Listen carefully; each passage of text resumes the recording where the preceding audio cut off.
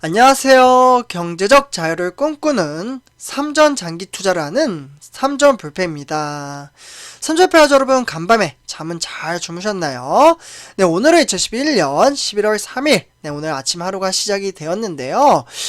일단 이제 증시 관련돼서 간단하게 좀 말씀을 드리자면, 어제까지 주식시장이 대체적으로 상당히 좋은 흐름세로 이어가면서 대형주, 그러니까 시가총액 1위부터 10위까지 대체적으로 이제 대형주 종목들이 상당히 좋은 모습을 보여주고 있습니다. 그런데 여기에 이제 추가적으로 우리가 투자하고 있는 삼성전자 보통주와 우선주의 상승세도 정말 무섭게 폭등장을 보여주고 있는데요. 과연 오늘은 이제 시황이 어떻게 될지 좀 상당히 궁금한데, 사실 삼성전자가 연이틀 이렇게 상승한 이유는 외인들의 매수세도 있었지만 정말 기관들의 매수세가 상당히 컸다라고 말씀을 드릴 수가 있겠습니다. 좀 이제 기관들이 매수세가 상당히 강하게 들어오면서 주가를 좀 끌어올렸다, 이렇게 볼 수가 있겠고요. 그러나 아직은 조금 불안한 여지가 있다라고 좀 말씀을 드릴 수가 있겠습니다. 네, 우려될 만한 이제 곳곳점이 좀 있는데요.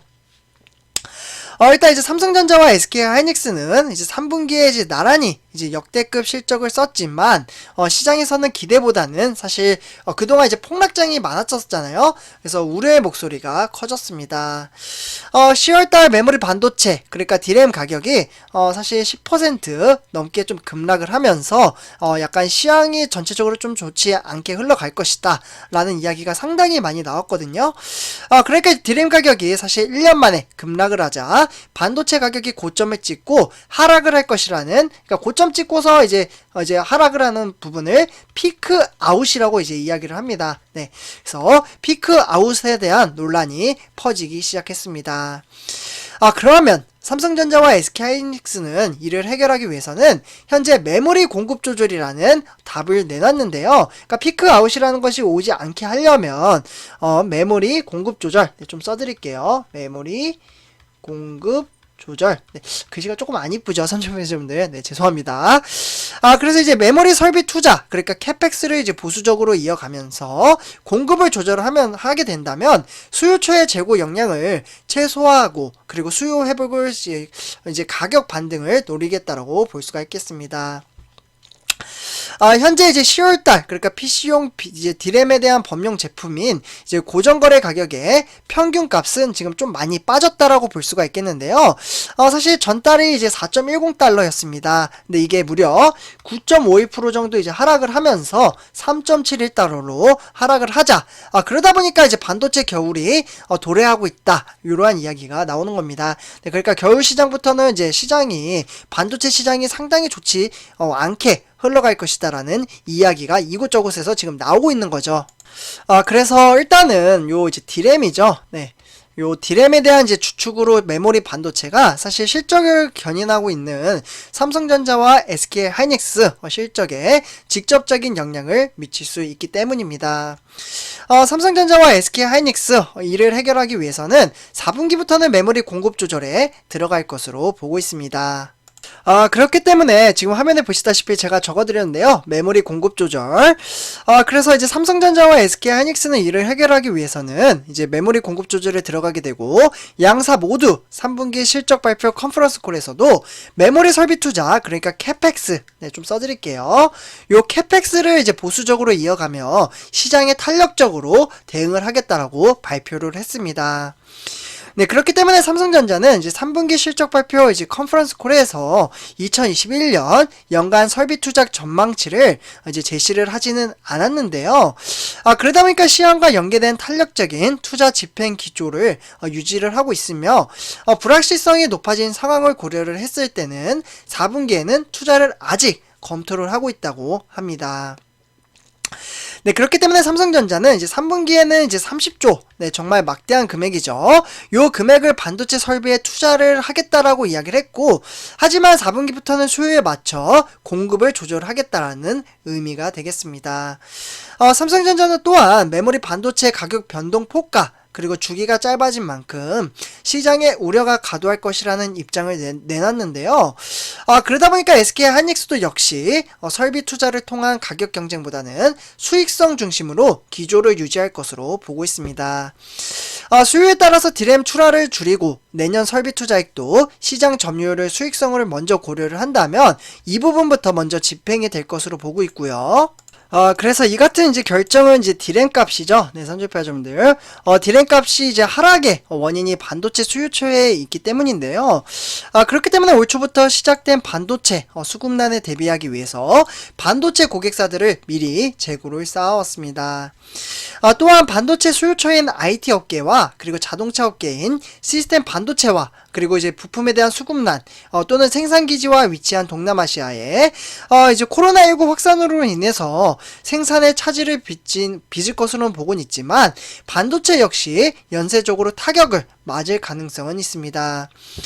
그렇지만 삼성전자와 SK하이닉스는 모두 메모리 공급을 조절을 하기 때문에 내년 2분기부터는 메모리 업황이 회복이 될 것으로 보고 있는 겁니다.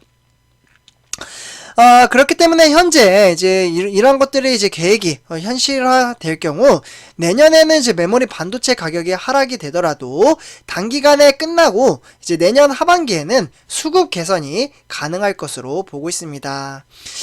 그러다 보니까 메모리 업황 또는 가격은 공급이 좀 낮아질 가능성이 좀 크다라고 볼 수가 있겠고요.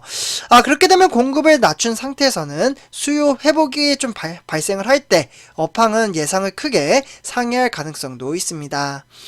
4분기 IT 공급망 차질이 마무리된다면 메모리 업황은 내년 2분기부터 이제 반등장에 보여줄 수 있을 것으로 보고 있습니다. 그렇기 때문에 삼성전자와 SK하이닉스 양사는 사실 시장 불확실성이 큰 메모리 반도체 대신에 이제 파운드리죠. 파운드리에 대한 이제 생산 능력을 키울 것으로 전략을 사용을 하고 있고요. 그렇기 때문에 삼성전자는 파운드리 미국 제2공장이라고 하죠.